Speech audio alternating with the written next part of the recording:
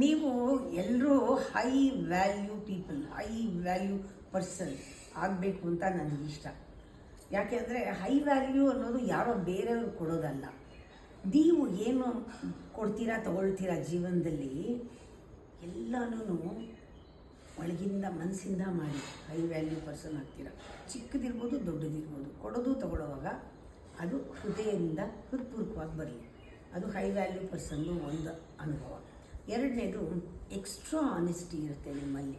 ನಿಮ್ಗೆ ಇಷ್ಟ ಇಲ್ಲದೇ ಬಾಯಿ ಬಿಟ್ಟು ಇಷ್ಟ ಆಗಲಿಲ್ಲ, ಇಷ್ಟ ಆಗಿದ್ದರೆ ಇಷ್ಟ ಆಯಿತು, ಅವ್ರೇನು ತಿಳ್ಕೊಳ್ತಾರೆ, ಇಷ್ಟು ಬಾಯಿ ಬಿಟ್ಟು ಏನಿದೆಯೋ ಅದನ್ನು ಹೇಳ್ತೀರಾ.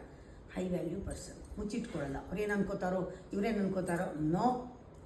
ಆಮೇಲೆ ಇನ್ನೊಂದು, ನಿಮ್ಮಲ್ಲಿ ಏನೇನು ಕ್ವಾಲಿಟಿ ಇರುತ್ತೆ ಅಂದರೆ ರಕ್ಷಣೆ ಮಾಡುವ ಕ್ವಾಲಿಟಿ ತನ್ನಲ್ಲೇ ಇರುತ್ತೆ.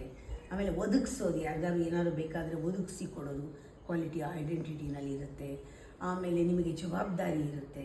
ಇದೆಲ್ಲ ಹೈ ಕ್ವಾಲಿಟಿ ಪರ್ಸನ್. ಯಾವುದು? ಒಂದು ಪ್ರೊಟೆಕ್ಟಿವ್ ಕ್ವಾಲಿಟಿ, ಇನ್ನೊಂದು ಒಂದು ರೀತಿ ಪ್ರೊವೈಡ್ ಮಾಡೋ ಕ್ವಾಲಿಟಿ, ಇನ್ನೊಂದು ರೆಸ್ಪಾನ್ಸಿಬಿಲಿಟಿ.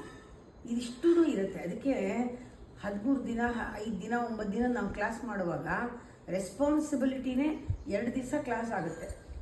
ಆಕ್ಸೆಪ್ಟೆನ್ಸ್, ಯಾರು ರೆಸ್ಪಾನ್ಸಿಬಿಲಿಟಿಯಿಂದ ಇರ್ತಾರೆ ಅವ್ರು ಆಕ್ಸೆಪ್ಟ್ ಮಾಡ್ಕೊಳ್ತಾರೆ, ಅವ್ರ ರೋಲ್ನ ಚೆನ್ನಾಗಿ ಪ್ಲೇ ಮಾಡ್ತಾರೆ.